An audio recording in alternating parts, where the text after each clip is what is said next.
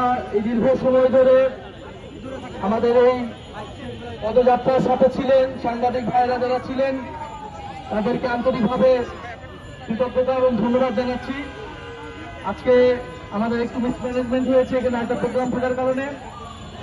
প্রিয় সংগ্রামী বন্ধুগণ, আজকে আমরা আছি যে শাহবাগের মোড়ে।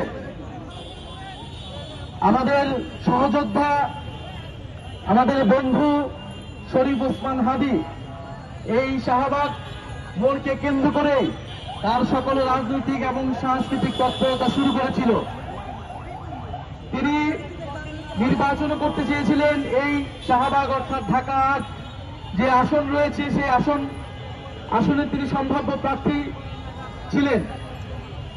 কিন্তু আমরা খুবই কষ্টের সাথে এটা বলতে হচ্ছে যে গণ অভ্যুত্থানের পরেও 5ই আগস্টের পরে আমাদের গণ অভ্যুত্থানের আমাদের যারা জুলাই যোদ্ধা, অন্যতম জুলাই যোদ্ধা শরীফ ওসমান হাদীকে নির্মমভাবে গুলিবিদ্ধ হতে হয়েছিল।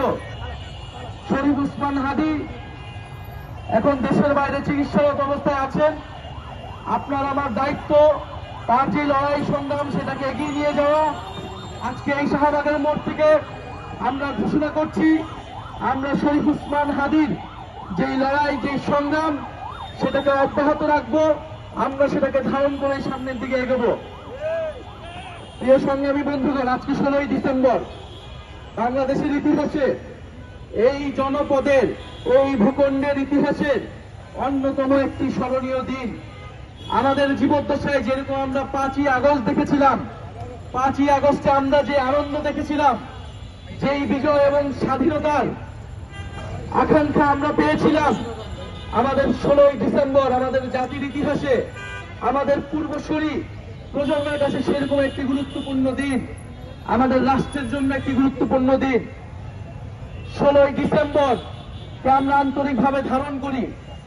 বাংলাদেশে স্বাধীনতার 54 বছর পার হয়েছে, কিন্তু এখন আমরা মুক্তিযুদ্ধের প্রশ্নের সুরাহা করতে পারি নাই।